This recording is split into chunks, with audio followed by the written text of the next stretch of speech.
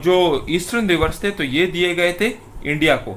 तो आपसे ये भी पूछा गया जाता है कि कौन से रिवर्स पाकिस्तान को दिए गए थे। तो देखिए इंडस, यहाँ पर देखिए इंडस, झेलम और चिनाब ये पाकिस्तान को दिए गए हैं, जबकि रावी, व्यास और सतलज ये इंडिया को दिए गए। ठीक है, तो ये भी आपसे पूछे जाते हैं कि कौन से रिवर्स पाकिस्तान को मिले थे, कौन से रिवर्स इंडिया को मिले थे। अस्सलाम वालेकुम डियर स्टूडेंट्स, उम्मीद करता हूँ कि आप सब खैरियत से होंगे and welcome to the Lion Forces Academy YouTube channel. So dear students, जैसा कि आप सबको पता है कि हमने पीएन कैडेट के ऊपर लेक्चर स्टार्ट किए थे। इससे पहले मैं आप लोगों को रिपीटेड क्वेश्चंस करवा चुका हूँ कल के लेक्चर में। उससे पहले मैंने वर्बल भी आपको कवर करवाए थे, नॉन वर्बल के भी कुछ क्वेश्चंस आपको करवाए थे। तो स्टूडेंट्स की डिमांड पर मैं अभी इस वीडियो के अंदर आप लोगों के साथ पास्ट पेपर सॉल्व करने जा रहा हूँ। बाकी यहाँ पे थोड़ा इंट्रोडक्शन आपको दे दूँ तो 17 नवंबर तक रजिस्ट्रेशन है। अगर आप लोगों ने अभी तक रजिस्ट्रेशन नहीं की तो जो आपका करीबी सेंटर है उसमें आप लोग लाजमी रजिस्ट्रेशन कर लें। और अगर आप लोगों ने अभी अपनी तैयारी स्टार्ट नहीं की तो लाजमी अपनी तैयारी स्टार्ट कर लें। हमारे पास टेस्ट पासिंग गारंटीड नोट्स भी अवेलेबल है, हम ऑनलाइन तैयारी भी करवाते हैं। ठीक है, इंशाल्लाह हम आपको 3 दिनों में बेहतरीन तैयारी करवाएंगे। तो चले आते हैं वापस अपनी वीडियो की तरफ। सो डियर स्टूडेंट, इस वीडियो के अंदर मैंने क्या किया हुआ है, मैंने पास्ट पेपर को सॉल्व किया हुआ है ताकि मैं आप लोगों को बता सकूं कि आपकी इनिशियल टेस्ट में क्वेश्चंस किस तरीके से आते हैं। ठीक है, तो 2024 भी जो इससे पहले बैच गुजरा है 2024 भी, अभी 2025 ए है, इससे पहले 2025 बी बैच गुजरा है। तो उसका ओरिजिनल पास्ट पेपर जो हमारे स्टूडेंट्स ने दिया था वो मैंने सॉल्व किया है इसके अंदर। बाकी देखिए डियर स्टूडेंट, ये मैं आपको क्यों सॉल्व करवा रहा हूँ पेपर, मेरे पेपर को सॉल्व करने का मकसद ये है ताकि आपको आइडिया हो जाए कि हमारे इनिशियल टेस्ट में क्वेश्चंस किस तरीके से आएंगे। ठीक है, ये लाजमी मकसद नहीं है कि बस आप इसको रट्टा कर ले, ये आप लोगों ने लाजमी याद करने हैं, लेकिन आप लोगों को पता चल जाएगा कि हमारे इनिशियल टेस्ट में क्वेश्चंस किस तरीके से आते हैं। तो अगर अभी आप लोगों ने तैयारी की है, उसमें कोई कमी है तो वो कमी आप पूरी कर ले। अगर आप लोग किसी गलत डायरेक्शन में जा रहे हो तो अपना डायरेक्शन ठीक कर ले। तो पास्ट पेपर को हम प्योरली इसलिए सॉल्व कर रहे हैं ताकि आप अपनी गलतियों को निकाल सके, ताकि आपको आइडिया हो जाए कि क्वेश्चन किस एंगल से आ सकते हैं, क्वेश्चन की साइकी किस तरह से है, क्वेश्चन के डायमेंशन किस तरह से है। तो वीडियो को एंड तक देखें। वीडियो में जो इंपॉर्टेंट पॉइंट्स मैंने बताए हैं, जो जो क्वेश्चन सॉल्व किए वो अपने साथ नोट कर लें और उसी तरीके से अपनी तैयारी कर ले। बाकी अगर खुद तैयारी नहीं कर सकते तो हमारे से राब्ता कर ले, हम आपको तैयारी करवा देंगे। सो डियर स्टूडेंट, चले स्टार्ट करते हैं आज का अपना लेक्चर। इसमें 2024 भी जो ब्रेवो बैच था, ठीक है, उसका पास्ट पेपर आपके साथ सॉल्व करने वाला हूं मैं। तो अभी टाइम जाया किए बगैर हम अपने लेक्चर का आगाज करते हैं। ठीक है, वीडियो को लाजमी लाइक करें, एंड तक देखें। तो इस वीडियो में सबसे पहले इंटेलिजेंस के क्वेश्चंस को डिस्कस करते हैं। इंटेलिजेंस के क्वेश्चन में मैं आपको शॉर्टकट ट्रिक्स भी बताऊंगा, उन शॉर्टकट ट्रिक्स को अपने साथ लिखते जाए जो जो शॉर्टकट ट्रिक्स मैं बताऊं। ठीक है, तो देखिए सबसे पहला क्वेश्चन है कि 40% ऑफ 360। इस किस्म का क्वेश्चन अगर आपको कोई भी दिया जाए, देखिए अभी अगर आप इसको देख लेते तो आपके लिए बहुत मुश्किल लग रहा होगा, लेकिन ये इंतहाई आसान है। आपसे मांगा गया है 40%। तो देखिए 360 आपके पास मीन्स 100% है। आपसे मांगा गया है कि इसका आप 40% मालूम करें। ठीक है, तो ये इंतहाई आसान है। इसको अभी देखें। पहली चीज़ तो ये है कि आपको मैं एक शॉर्टकट ट्रिक बताता हूँ किसी भी नंबर का 10% मालूम करने का। लेट सपोज अगर आपने किसी भी नंबर का 10% मालूम करना है, 10%, तो उसके लिए आपने क्या करना है, जिस तरह लेट सपोज अगर 360 है, इसका मैंने 10% मालूम करना है। तो देखिए 360 के बाद यहाँ पे मीन्स हम इस तरह लगा सकते हैं 360.0, एक ही चीज़ है 360 है, हमने इस पॉइंट को शिफ्ट करना है यहाँ पे, ये हमारे पास हो जाएगा 10%। तो मीन्स 360 का 10% क्या हो जाएगा, 36.0 या 36, ये हमारे पास हो जाएगा 10%। अभी हमें 10% का पता चल गया तो 40% मालूम करना क्या मुश्किल है।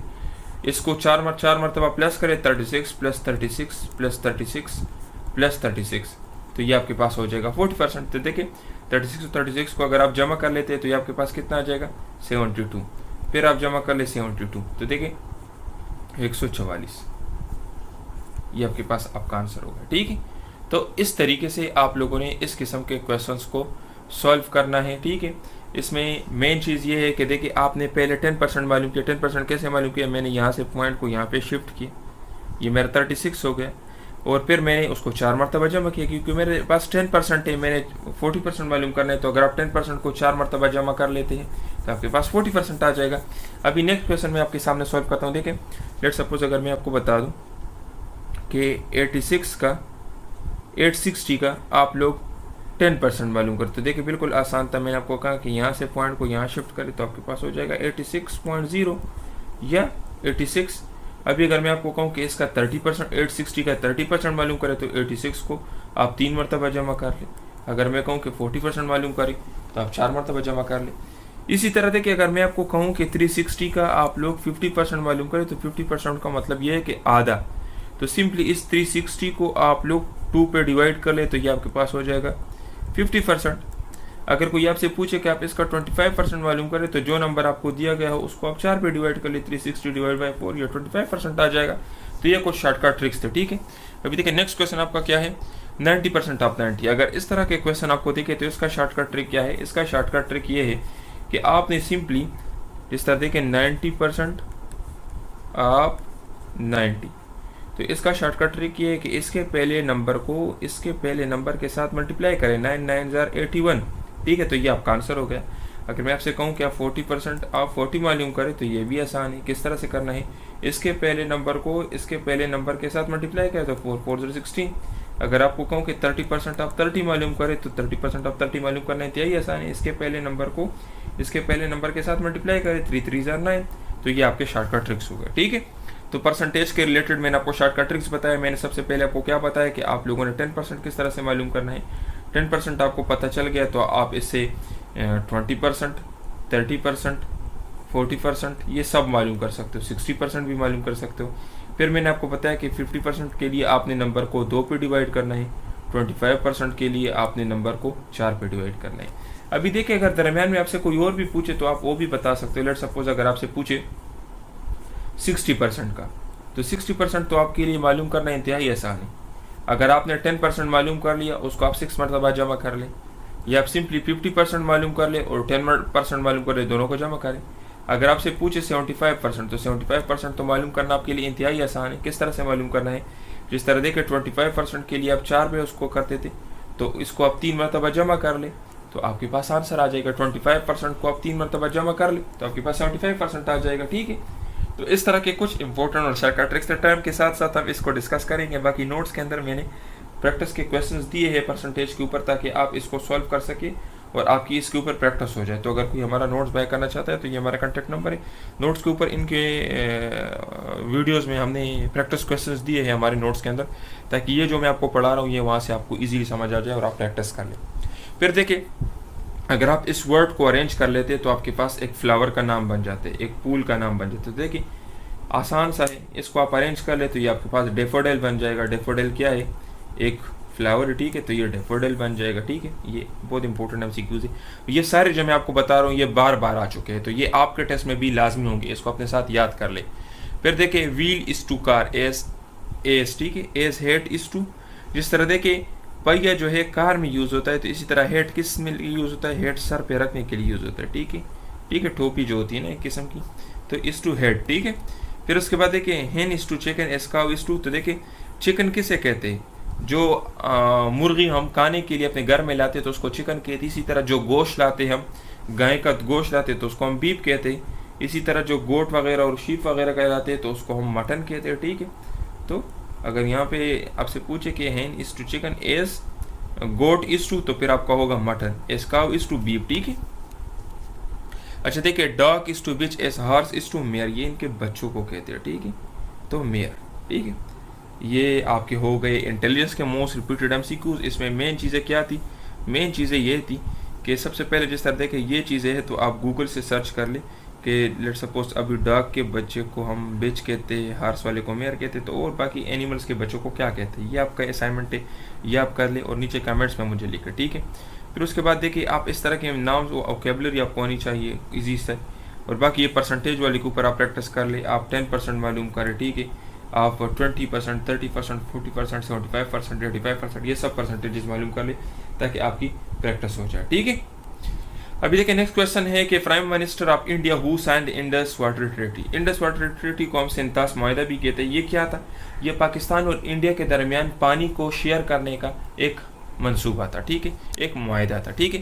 तो इसको किसने साइन किया था और कहाँ पे साइन किया था, तो देखिए ये हमारे पास 19 सितंबर 1960, ये डेट आप याद कर ले, ये भी आपके इनिशियल टेस्ट में काफ़ी मरतबा आ चुका है। पाकिस्तान और इंडिया के दरमियान शेयर साइन हुआ था, ठीक है। कहाँ पे? कराची में। कराची का लोकेशन भी याद कर लीजिए। जो मैं मार्क कर रहा हूँ ये आपके लिए असाइनमेंट है, ठीक है। तो मेन चीज़ क्या है कि ये डेट आप याद कर ले, डेट आपका असाइनमेंट है, इंपॉर्टेंट, ये काफ़ी मरतबा इनिशियल टेस्ट में रिपीट हो चुका है। फिर इसके बाद देखिए इसके अंदर कौन कौन थे। तो इसके अंदर देखिए प्राइम मिनिस्टर अयूब खान थे, ठीक है, अयूब खान थे इसके अंदर पाकिस्तान की तरफ से। इंडिया की तरफ से जवाहरलाल नेहरू थे, ठीक है। तो ये भी आपसे पूछा जाता है। देखिए यहाँ पे आपसे इसका पूछा गया कि इंडिया के प्राइम मिनिस्टर कौन थे, तो नेहरू, ठीक है, जवाहरलाल नेहरू, ठीक है, ये इंडिया के थे। अगर आपसे पूछे कि पाकिस्तान के प्रेसिडेंट कौन थे, तो मोहम्मद अयूब, ठीक है। और इसी तरह अगर आपसे पूछे कि वर्ल्ड बैंक के किस लीडर ने इसके अंदर कंट्रीब्यूट किया था, तो वर्ल्ड बैंक की तरफ से इसमें कौन थे? मिस्टर WF ठीक है। तो ये वर्ल्ड बैंक की तरफ से थे। तो ये 3 नाम्स आपने याद करने हैं, ये आपके टेस्ट में आपसे पूछे जाएंगे। अयूब खान पाकिस्तान के प्रेसिडेंट थे, जवाहरलाल नेहरू इंडिया के प्राइम मिनिस्टर थे, और WAB वर्ल्ड बैंक की तरफ से थे, ठीक है। और ये इंडस वाटर ट्रीटी किसकी मदद से हुआ था? ये वर्ल्ड बैंक की मदद से हुआ था, ठीक है, वर्ल्ड बैंक की मदद से, ठीक है। ये भी आप लोगों का इम्पोर्टेंट MCQ है। इसके अलावा देखिए इसमें क्या हुआ था, तो इसमें जो वेस्टर्न रिवर थे, वेस्टर्न रिवर्स ये दिए गए थे पाकिस्तान को, ठीक है, और जो ईस्टर्न रिवर्स थे तो ये दिए गए थे इंडिया को। तो आपसे ये भी पूछा गया जाता है कि कौन से रिवर्स पाकिस्तान को दिए गए थे। तो देखिए इंडस, यहाँ पर देखिए इंडस, झेलम और चिनाब ये पाकिस्तान को दिए गए हैं, जबकि रावी, व्यास और सतलुज ये इंडिया को दिए गए, ठीक है। तो ये भी आपसे पूछे जाते हैं कि कौन से रिवर्स पाकिस्तान को मिले थे, कौन से रिवर्स इंडिया को मिले थे।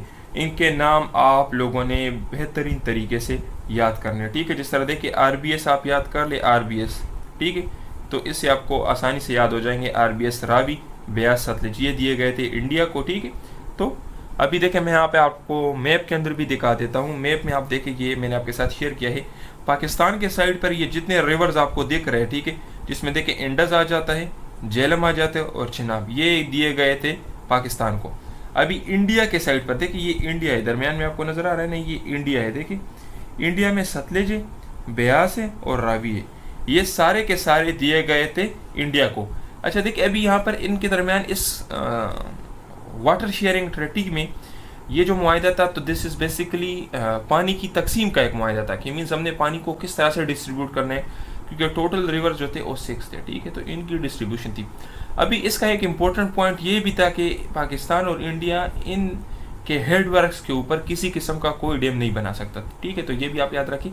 अभी इंडिया इस मुआहिदे की खिलाफ वर्जी कर रहा है और एक डैम बना रहा है, तो वो भी फिर आप लोग देख लें, ठीक है।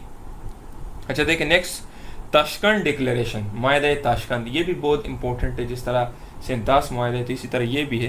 ताशकंद डिक्लेरेशन बेसिकली क्या है, ये पाकिस्तान और इंडिया के दरमियान 10 जनवरी 1966 को साइन हुआ था, ठीक है। ये डेट आपसे पूछा जाता है। ये जितने जितने मैंने ब्लैक किए, हाईलाइट किए हैं, ये सारे आपके क्वेश्चन है जो आपसे पूछी जाती है, ठीक है। ये बेसिकली मुआहिदा था जो सेकेंड वार था कश्मीर, उसको ख़त्म करने का, ठीक है। तो ये एक सीज फायर एग्रीमेंट थी पाकिस्तान और इंडिया के दरमियान, जो कि कब हुई थी? 10 जनवरी 1966 को। यह कहाँ पे हुआ था? ताशकंद में। Tashkent is a part of Russia, ठीक है। और इसमें हेल्प किसने की थी? रशिया ने, सोवियत यूनियन ने पाकिस्तान और इंडिया की हेल्प की थी।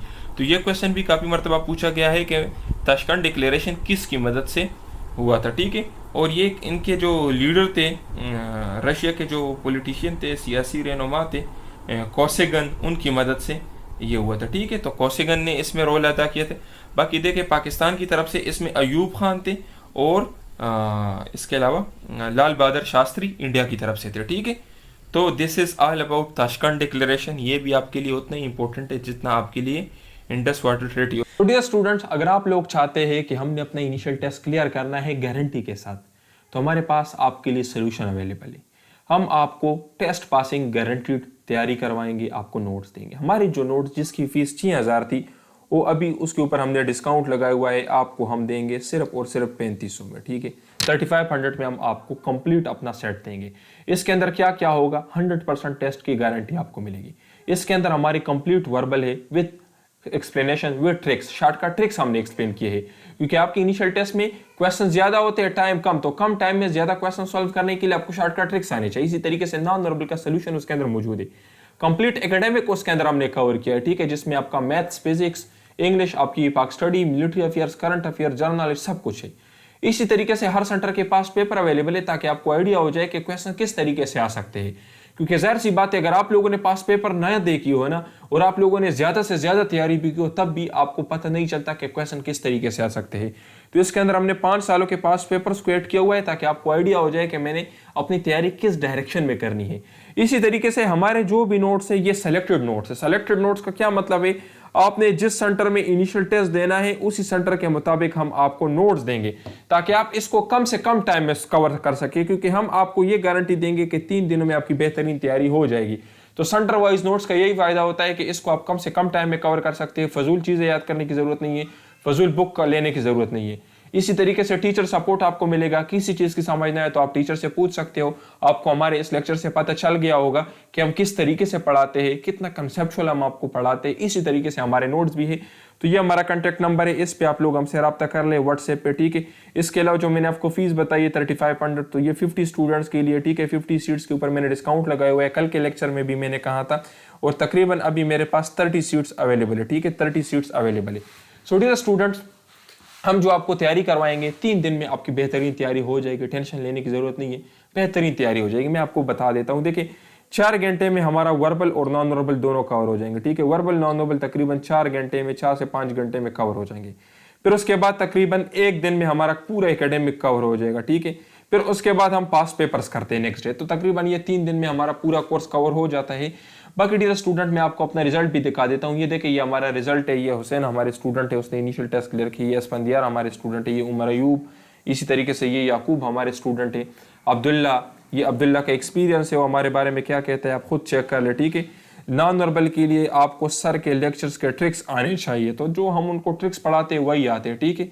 इसी तरीके से ये आप उनके सारे एक्सपीरियंस चेक कर सकते हैं, उन्होंने हमारे बारे में क्या कहा है। तो बाकी ये साहिबजादा हमारे स्टूडेंट थे, ये राफी हमारे स्टूडेंट थे, ठीक है। पिछले कोर्स में, पिछले 2024 बी में, जिसका भी मैंने आपको पेपर सॉल्व किया है, इसमें हमारे तकरीबन 100 से ज़्यादा स्टूडेंट्स अपने टेस्ट क्लियर कर चुके हैं। ये सारे आपके सामने हैं, आप चेक कर सकते हैं। तो यूट्यूब पर बहुत सारे ऐसे लोग आपको मिलेंगे जो आपको कहेंगे कि हम आपको 1000 में नोट्स दे देंगे, 2000 में नोट्स दे देंगे। तो चंद पैसों की खातिर आप लोगों ने अपना फ्यूचर और अपना टाइम ज़ाया नहीं करना। तो ये बहुत सारे रिजल्ट और भी है, लेकिन चूंकि टाइम कम है, वीडियो बहुत लंबी हो जाएगी। सो डियर स्टूडेंट, अगर आप लोग भी अपने टेस्ट को गारंटी के साथ क्लियर करना चाहते हैं तो अभी हमसे रब्ता कर ले। ये हमारा कॉन्टैक्ट नंबर है। अभी चले स्टार्ट करते हैं, दोबारा से कंटिन्यू करते हैं अपनी वीडियो। नेक्स्ट आपका क्वेश्चन क्या है कि विच पास कनेक्ट पाकिस्तान विद चाइना। कौन सा माउंटेन पास पाकिस्तान को चाइना के साथ कनेक्ट करता है, ठीक है। तो यहाँ पर आपका आंसर है खुंजराब पास। खुंजराब पास जो है ये पाकिस्तान का सबसे हाईएस्ट पास भी है, ठीक है। तो ये गिलगित बल्तिस्तान को चाइना के ज़ेनजियांग रीजन के साथ कनेक्ट करता है, ठीक है। इसके अलावा देखिए, ये हाईएस्ट इंटरनेशनल बॉर्डर है, ठीक है। अभी बॉर्डर आपको पता है पाकिस्तान का अफगानिस्तान के साथ भी है, इंडिया के साथ भी है। पूरी दुनिया में जो सबसे हाइट पे बॉर्डर है वो यही बॉर्डर है, ठीक है। और क्रॉसिंग बॉर्डर का मतलब ये जिसपे एक दूसरे के साथ कम्युनिकेशन, जिसपे एक दूसरे के साथ तिजारत होती हो, ठीक है। तो ये highest international border, crossing border in the world, ठीक है। तो अगर आपसे पूछे कि highest international crossing border in the world, तो ये यही है पाकिस्तान और चाइना के दरमियान, ठीक है। खुंजराब पास के मुकाम पर अक्सर आपने देखा होगा यहाँ पर लोग जाते हैं सेल के लिए। यहाँ पे एक पूरा एक पार्क भी है, ठीक है।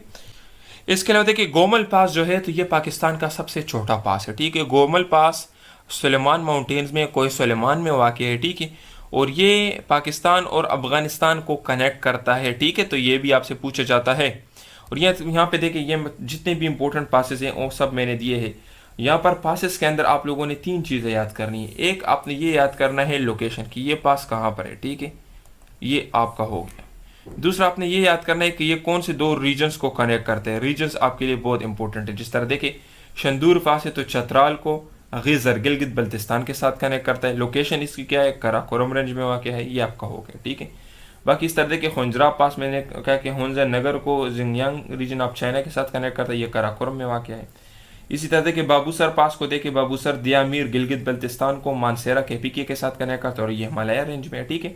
तो आप लोगों ने रीजन में आप लोगों ने रेंज को देखना है कि ये कौन से रेंज में वाक़ है, और लोकेशन आप मीन्स ये किन 2 एरियाज को कनेक्ट करते हैं। बाकी तीसरा मोस्ट इंपॉर्टेंट पॉइंट आपके लिए क्या था कि हाईएस्ट पास और स्मॉलेस्ट पास। तो हाईएस्ट पास आपको मैंने बताया खुंजराब पास है, स्मॉलेस्ट पास जो है ये गोमल पास है। अभी देखिए अगर आपको ये चीज़ें याद करना मुश्किल है तो इसके ऊपर आप लोगों ने प्रैक्टिस करनी है, ठीक है। और इसमें से कुछ इंपॉर्टेंट के मैं शॉर्टकट ट्रिक्स भी आपके साथ शेयर कर देता हूँ। यहाँ पे देखिए मैंने एक आपके सामने एक टेबल बनाया हुआ है, आप भी इस तरह बनाएं। देखिए सबसे पहले आप यहाँ पे इस तरह बनाएं, दीर लिखे, फिर कोहिस्तान लिखे इसी तरह से, फिर चतराल लिखे, फिर पेशावर, एबटाबाद, गिलगित बल्तिस्तान, ठीक है। और इसी तरह ये देखें वाखान। तो देखें दीर से आगे आप जाओगे तो चतराल है, चतराल से आगे आप जाओगे तो तकरीबन गिलगित आता है। इसी तरह पेशावर से भी आप चतराल जा सकते हो, कोहिस्तान से आप दीर भी जा सकते हो, और एबटाबाद से भी आप लोग गिलगित जा सकते हो। तो ये तो आपके हो गए। इसी तरह चतराल के बाद वाखान आता है जो अफगानिस्तान, पाकिस्तान और ईरान के दरमियान वाखान का कॉरिडोर है, ठीक है, जो पाकिस्तान को ताजिकिस्तान से सेपरेट करता है। ये भी याद रखें, Wakhan corridor separate Pakistan from Tajikistan, ठीक है। तो ये आपने कर लिया। तो फिर देखिए दीर और चतराल के दरमियान लुवारी फास, कोहिस्तान और दीर के दरमियान बदवाई फास, पेशावर और चतराल के दरमियान मलकंड पास। या मलकंड पास का भी काफ़ी मरतबा पूछा गया, दिस इज़ वेरी इंपॉर्टेंट, फास बिटवीन पेशावर एंड चतराल। इसी तरह गिलगित और एबटाबाद के दरमियान बाबूसर पास, गिलगित और चतराल के दरमियान शंदूर पास, चतराल और बदाख्शान के दरमियान दोरा पास, और इसी तरह वाखान और चतराल के दरमियान बरोगल पास, ठीक है। तो ये भी याद कर लें, ये बहुत इंपॉर्टेंट और ये आपको इंतहाई आसानी से याद हो जाएंगे, ठीक है। फिर उसके बाद देखिए इस्लामिक कैलेंडर। तो यहाँ पे मैंने आपके सामने इस्लामिक कैलेंडर दिया गया है। अभी इस्लामिक कैलेंडर से आपके टेस्ट में क्वेश्चंस किस तरह से पूछे गए हैं और किस तरह से पूछे जा सकते हैं। पहला क्वेश्चन देखिए यहाँ पर आपको नजर आ रहा है 1, 2, 3, इसी तरह देखिए 12। तो सबसे पहले आपसे नंबर से रिलेटेड MCQ पूछा जाता है। लेट सपोज अगर आपसे पूछे कि इस्लामिक रमज़ान कौन से नंबर पर है इस्लामिक कैलेंडर में, रमज़ान कौन से नंबर पर है, तो देखें रमज़ान 9th नंबर पे। तो ये इस तरह का कोई भी पूछा जाता है कि शाबान कौन से नंबर पर है इस्लामिक कैलेंडर में। इसी तरह मुहर्रम इस्लामिक कैलेंडर में कौन से नंबर पर है। या आपसे ये भी पूछा जाता है कि इस्लामिक कैलेंडर में पहले नंबर पे कौन सी मंथ है, इस्लामिक कैलेंडर में आखिरी नंबर पे कौन सी मंथ है, ठीक है। इसी तरह आपसे ये भी पूछा जाता है कि लेट सपोज रमज़ान के बाद कौन सा महीना है, ठीक है। इस तरह से भी आपसे पूछा जाता है रमज़ान से के बाद कौन सा महीना है, रमज़ान से पहला कौन सा महीना है। इसी तरह मुहर्रम के बाद कौन सा महीना है, सफ़र से पहला कौन सा महीना है, ठीक है। रबी अव्वल से पहले कौन सा महीना है, रबी अव्वल के बाद कौन सा महीना है। तो ये भी आपका हो गया। फिर मैंने तीसरा आपको बताया कि फर्स्ट इस्लामिक मंथ कौन सा है, ये भी आपका हो गया। लास्ट इस्लामिक मंथ कौन सा है, ये भी आपका हो गया। तो ये सारे आपके मोस्ट इंपॉर्टेंट MCQs है जो आपसे पूछे जाते हैं। आपसे नंबर का पूछा जाता है, फिर आपको महीने का नाम दिया जाता है और आपसे पूछा जाता है कि इसकी नंबर क्या है। पहले आपको सिर्फ नंबर दिया जाता है कि 9 नंबर, 7 नंबर, 8 नंबर पे कौन सा है। आगे पीछे की मंथ्स भी आपसे पूछी जाती है, फर्स्ट और लास्ट मंथ, ठीक है। तो ये सारे आपके मोस्ट इंपॉर्टेंट MCQ हो गए। अच्छा देखिए यहाँ पर नेक्स्ट क्या है कि if x is less than 0 and y is greater than 0 then it is in which quadrant. Means कि अगर आपके पास x माइनस हो, लेस देन 0 का मतलब क्या है कि x माइनस हो, y ग्रेटर देन 0 का मतलब क्या है कि y पॉजिटिव हो, तो ये आपके पास कौन से क्वाड्रेंट में आएगा। तो देखिए इसके लिए हमने कार्टेशियन कोऑर्डिनेट सिस्टम को स्टडी करना है। पहले मैं यहाँ पर आपके साथ कार्टेशियन कोऑर्डिनेट सिस्टम का एक डायग्राम शेयर करता हूँ। यहाँ पर देखिए मैंने सारे लिखे हैं। तो देखिए हम यहाँ पे ये जो आपको नज़र आ रहा है ये x एक्सिस है, यहाँ पर जो आपको नज़र आ रहा है ये y एक्सिस है, ठीक है। यहाँ पर x एक्सिस जो है वो पॉजिटिव है, यहाँ पर x एक्सिस जो है वो नेगेटिव है, यहाँ पर y एक्सिस जो है पॉजिटिव है, यहाँ पर y एक्सिस जो है वो नेगेटिव है। तो अभी इसकी मदद से हमने सिंपली करना है। देखिए x यहाँ पर पॉजिटिव है, y भी पॉजिटिव। तो देखिए x पॉजिटिव, y पॉजिटिव पहले क्वाड्रेंट में। तो अगर आपसे पूछे कि x is greater than 0, y is greater than 0, it means दोनों पॉजिटिव है, तो ये पहले क्वाड्रेंट में आएंगे। इसी तरह देखिए यहाँ पर x क्या है, नेगेटिव है, तो x आपके पास नेगेटिव हो जाएगा। y देखिए पॉजिटिव है, तो y आपके पास पॉजिटिव हो जाएगा। तो ये देखिए सिंपली हमारे यही चीज़ है, x नेगेटिव है, y पॉजिटिव, तो इसका आंसर क्या हो जाएगा, सेकंड क्वाड्रेंट। तो अगर आपसे पूछे कि x की वैल्यू नेगेटिव है, y की वैल्यू पॉजिटिव है, या x इज लेस देन 0, देखिए नेगेटिव का मतलब ये है ना कि लेस देन 0, ठीक है। बस ये आप अपने जहन में याद रख लें कि नेगेटिव का मतलब है लेस देन 0 और ग्रेटर देन 0 का मतलब है पॉजिटिव, ठीक है। तो ये आपके हो गए। इसी तरह आप इस क्वाड्रेंट में देखें तो देखें फिर x नेगेटिव है, x नेगेटिव, y को देखें y भी नेगेटिव है। इस क्वाड्रेंट में देखें x जो है पॉजिटिव है, y नेगेटिव है। तो इसी तरह 1 2 3 4 ये सारे आपने इस तरीके से करने, सिंपल, इंतहाई आसान थे, ठीक है। इसको करना जस्ट आप इस एक टेबल को याद कर ले, इससे आपके 4-5 MCQs कवर हो जाएंगे और ये आपके लिए बहुत इंपॉर्टेंट है। इससे काफ़ी मरतबा आपकी इनिशियल टेस्ट में क्वेश्चंस आ चुके हैं, ठीक है। अब यहाँ पर देखिए मैंने एक ट्राइग्नोमेट्रिक रेशियोज भी आपके साथ शेयर किए हैं। ये टेबल भी आप लोगों ने याद करना है, ये भी आपके लिए बहुत इंपॉर्टेंट है, बहुत ज़रूरी है, ठीक है। इस टेबल में आप लोगों ने क्या याद करना है, आपसे क्वेश्चन पूछा जाता है कि साइन 90 किसके बराबर है, साइन 90 किसके बराबर है, काज 90 किसके बराबर है, काज 0 किसके बराबर है, साइन 0 किसके बराबर है, टेंजेंट 45 किसके बराबर है। इस तरह के क्वेश्चन आपसे पूछे जाते हैं, ठीक है। तो देखें जिस तरह यहाँ पर एंगल दिए हैं, आप लोग सिर्फ 0, 45 और 90 पहले ये याद कर ले। अगर सारे याद कर सकते हो तो बहुत अच्छी बात है, सारे याद नहीं कर सकते तो जस्ट ये याद कर ले। बाकी आप लोग गूगल से देख ले, इसका एक शॉर्टकट ट्रिक भी है याद करने का, आप उसकी मदद से भी इसको कर सकते हो। देखिए मैं जो इंपॉर्टेंट एमसीक्यू बता रहा हूँ वो आप अपने साथ लिखे। साइन 0 आपके पास 0 के बराबर है, साइन 90 आपके पास 1 के बराबर है, काज 0 आपके पास 1 के बराबर है, काज 90 आपके पास 0 के बराबर है, टेंजेंट 45 आपके पास 1 के बराबर है, टेंजेंट 0 आपके पास 0 के बराबर है, और टेंजेंट 90 जो है वो नॉट डिफाइंड मींस इनफाइनाइट है, ठीक है। तो ये कुछ इंपॉर्टेंट आपके हो गए, ये 3 आपके लिए बहुत इंपॉर्टेंट है, सारे याद कर सकते हो तो बहुत अच्छी बात है। अच्छा देखिए कायदे-ए-आज़म शोर्ट 14 points in which act, Quaid-e-Azam ने अपने 14 नुकात का पेश किए। तो देखिए कायदे-ए-आज़म ने अपने 14 अहम नुकात नेहरू रिपोर्ट के रिस्पॉन्स में पेश किए थे। नेहरू रिपोर्ट में जो सब कॉन्टिनेंट था उसका आइन बनाने के लिए एक सजेशन दी गई थी ब्रिटिश गवर्नमेंट को, जिसमें सरासर मुसलमानों के खिलाफ बहुत सारे पॉइंट्स थे। तो कायदे-ए-आज़म ने उसके रिस्पॉन्स में क्या किया, अपने 14 पॉइंट्स पेश किए दिल्ली में, ठीक है, एक सियासी मजलिस से खिताब करते हुए मार्च 1929 में। तो ये 1929 आपसे पूछा जाता है, ठीक है। और ये उन्होंने नेहरू रिपोर्ट के रिस्पांस में पेश किए थे। तो अगर आपसे पूछे कि नेहरू रिपोर्ट कब हुआ था, तो नेहरू रिपोर्ट 1929 में हुआ था। अगर आपसे पूछे कि नेहरू रिपोर्ट पर कायदे-ए-आज़म का रिस्पांस क्या था, तो कायदे-ए-आज़म ने अपने 14 नुकात पेश किए थे, ठीक है। और अगर आपसे पूछे कि कायदे-ए-आज़म ने इसको एक्सेप्ट किया था या रिजेक्ट, तो इसको रिजेक्ट किया था, ठीक है। इसके अलावा देखिए जो प्री पार्टीशन आज़ादी से पहले कुछ इंपॉर्टेंट इवेंट्स थे वो भी मैंने यहाँ पर सारे लेके हैं। जिस तरह देखिए 1857 में जंग आज़ादी हुई थी, ठीक है। 1906 में ऑल इंडिया मुस्लिम लीग बना था। इसके अलावा आपका असाइनमेंट ये है कि मुस्लिम लीग के पहले सदर कौन थे, ठीक है। कायदे-ए-आज़म ने मुस्लिम लीग को कब ज्वाइन किया, अल्लामा इकबाल ने अलाहाबाद कॉन्फ्रेंस कब की, ठीक है। इसी तरीके से देखिए लखनऊ फैक्ट माहिदा लखनऊ जो है 1916 में हुआ था, ठीक है। चेल्मस्फोर्ड रिफॉर्म्स 1919 में हुआ था, ठीक है। इसी तरह खिलाफत मूवमेंट जो है ये 1919 में हुआ था। फिर उसके बाद यहाँ पर देखिए 1922 में, ये भी आप अपने साथ लिख लें, चोरा चोरी का वाक़या हुआ था, ठीक है। चोरा चोरी का वाक़या हुआ था, एक ताने को आग लगाई गई थी। सैमन कमीशन 1930 में। इसी तरह देखिए जो अल्लामा इकबाल ने इलाहाबाद का कॉन्फ्रेंस किया था वो भी 1930 में किया था। राउंड टेबल कॉन्फ्रेंसेस इस हुए थे। और देखिए ये सारे राउंड टेबल कॉन्फ्रेंसेस कहाँ पे हुए थे, ये लंदन में हुए थे, ठीक है। लंदन में सारे के सारे राउंड टेबल कॉन्फ्रेंसेस लंदन में हुए थे। तो ये भी आज से 2 साल पहले पीएन कैडेट के टेस्ट में पूछा गया था कि सारे के सारे राउंड टेबल कॉन्फ्रेंसेस कहाँ पे हुए थे, तो ये भी लंदन में हुए थे, ठीक है। क्रिप्स मिशन का भी पूछा गया 1942, शिमला कॉन्फ्रेंस 1945, ठीक है। इसी तरह आप लोग का असाइनमेंट ये है, नीचे मुझे लिखे कि सब कॉन्टिनेंट के लास्ट वायसराय कौन थे, ठीक है। ये आप लोगों का असाइनमेंट, लास्ट वायसराय। फिर देखिए यहाँ पर 1 हॉर्स पावर कितने वाट्स के बराबर है, तो देखिए 1 हॉर्स पावर जो है ये 746 वाट्स के बराबर है, ठीक है। ये मोस्ट इंपॉर्टेंट एमसीक्यू है जो अक्सर पूछा जाता है।